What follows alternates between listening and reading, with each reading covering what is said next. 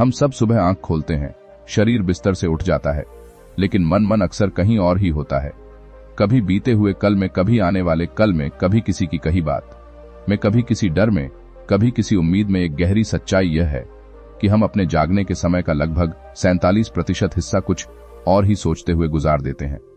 मतलब अगर हम 18 घंटे जागते हैं तो उन 18 में से केवल 8 घंटे ही हम सच में इस पल में होते हैं। अब जरा इसे महसूस कीजिए, हम जी तो रहे हैं, लेकिन आधे से ज्यादा समय हम वहां मौजूद ही नहीं होते जहां हमारा शरीर होता है। हम खाना खाते हुए भी कहीं और होते हैं, किसी से बात करते हुए भी भीतर कुछ और चल रहा होता है, चलते हुए, नहाते हुए, काम करते हुए हमारा मन अक्सर भटक रहा होता है। और यहां एक बहुत जरूरी बात समझने की है। सवाल यह नहीं है कि मन भटकेगा या नहीं, मन का भटकना उसका स्वभाव है, जैसे हवा का बहना, जैसे नदी का चलना। असल सवाल यह है, क्या आप अपने मन को वापस ला पाते हैं? जब मन भटक जाता है तो क्या आपको पता चलता है, या फिर आप भी उसके साथ बह जाते हैं? ज्यादातर लोग बह जाते हैं बिना यह जाने कि वे बह रहे हैं। कोई अपने डर में डूबा है, कोई अपनी तुलना में, कोई पछतावे में, कोई शिकायत में। मन जब भटकता है तो वह ऊर्जा खा जाता है, वह शांति छीन लेता है, वह वर्तमान को धुंधला कर देता है। हम कहते हैं मन नहीं लगता, ध्यान नहीं रहता, शांति नहीं मिलती, लेकिन सच यह है हम मन को देखा ही नहीं। हमने उसे वापस लाने की कोशिश ही नहीं की। मन को वापस लाना कोई युद्ध नहीं है, ये कोई जोर लगाने की चीज नहीं है। ये एक बहुत कोमल प्रक्रिया है।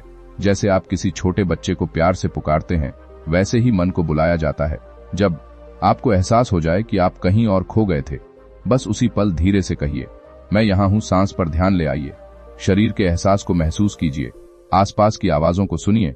यही वापस लाना है। मन बार बार भटकेगा और बार बार वापस आएगा। यही अभ्यास है, यही जीवन की कला है। जो व्यक्ति मन को वापस लाना सीख जाता है वह कम समय में ज्यादा जीता है, क्योंकि वह मौजूद रहता है। सोचिए, अगर आप अपने जीवन का 47% हिस्सा सच में मौजूद होकर जी लें तो जीवन कितना गहरा हो जाएगा। खुशी बाहर से नहीं बढ़ेगी, शांति बाहर से नहीं आएगी, बस आप भीतर लौट आएंगे।